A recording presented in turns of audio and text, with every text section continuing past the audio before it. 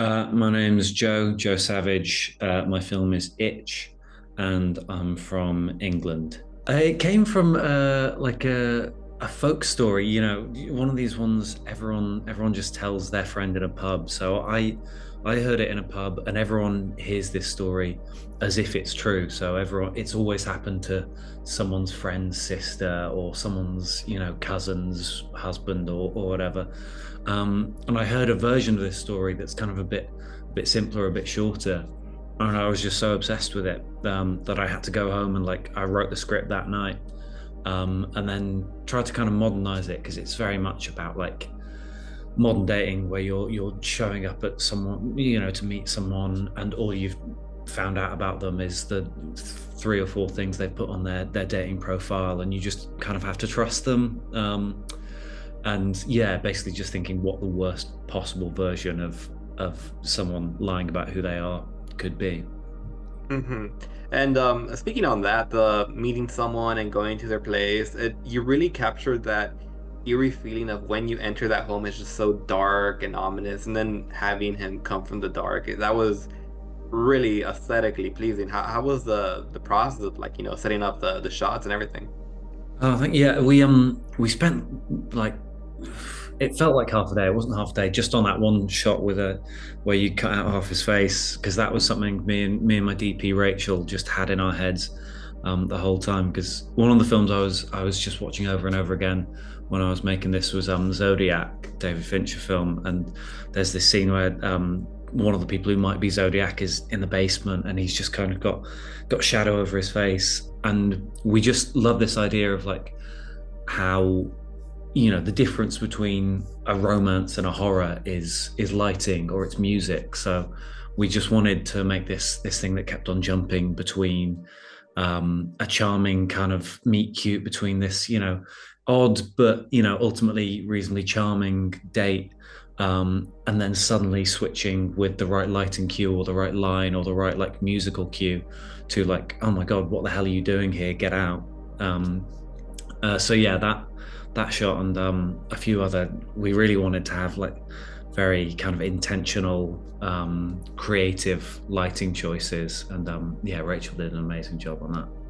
Whenever I write a short, I'm thinking about where the characters go next, and like, and this was really like I have an idea for like a feature version of it, but really in my head it's like these characters kind of live and die within this 10 minutes, which was strange for me. So I was a friend who's a producer put me in touch with Rachel, our lead, and we had a Zoom call, and she was just we were just talking about the character for about half an hour, and she was bringing things to the character that I hadn't even thought about, I hadn't even contemplated, and we really just like fleshed her out on this call, and I cast her that evening, and so yeah, there's so much that was brought to her by Rachel, and there was like a longer version of the script that introduced her like friendship group a bit more, and we didn't need it in the end, but it was like it helped build that character out, and it was helpful to get like a female perspective on this thing.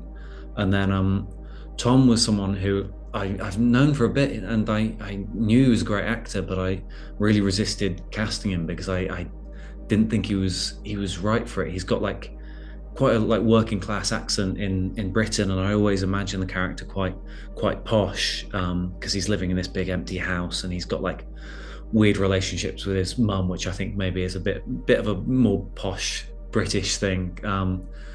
But then he sent me this tape. I let he wanted to read for it, and he just blew me away. So I cast him. But it was a weird one because like there are these scenes, like you say, where it switches up, and he'd come to me and just say like, yeah, so why am I doing this? And you just had to tell him like, you're doing this in this scene because it's scary. Like, you have to convince the audience that you know something that you don't. So it was like, it's a weird one though. There wasn't like a through line for his character where, you know, there's an objective truth to what he knows and who he is at each point. It's kind of like his performance is guided by what the audience and what Rachel's character thinks he knows at each point. So it's kind of a hard one to play. But yeah, he was amazing. When I had this thing, I googled like what real thing it could possibly be, and if there's any reality to it. Obviously, like it's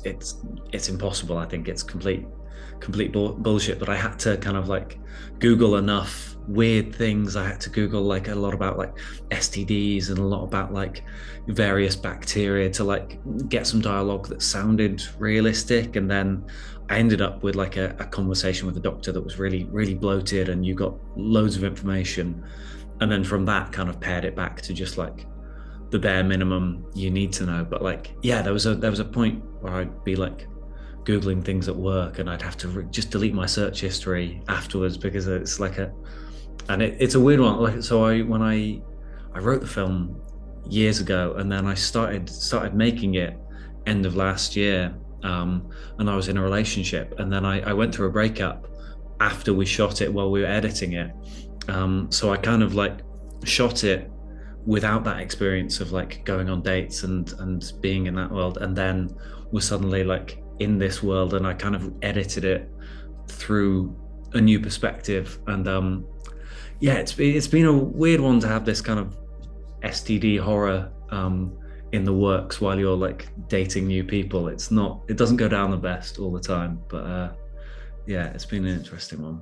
I have personal experience with like weird dates, but like I think it's, the male experience is never close to the female experience in that. So I have experience of, being the person who is trying to like convince someone you're normal, and like not be, weird, and put them at ease. But then I was speaking to loads of friends about like, and I was speaking to people I was going on dates with, and saying like, what's the weirdest thing that's ever happened, and it's just incomparable to like the experiences I've had. It was weird. I hadn't made a film in a few years. I made some things with a DSLR in lockdown, but like in terms of something with a bit of budget behind it and a crew behind it, I hadn't made since probably like 2017, 2018. So I kind of just I put a load of my savings into it, just because I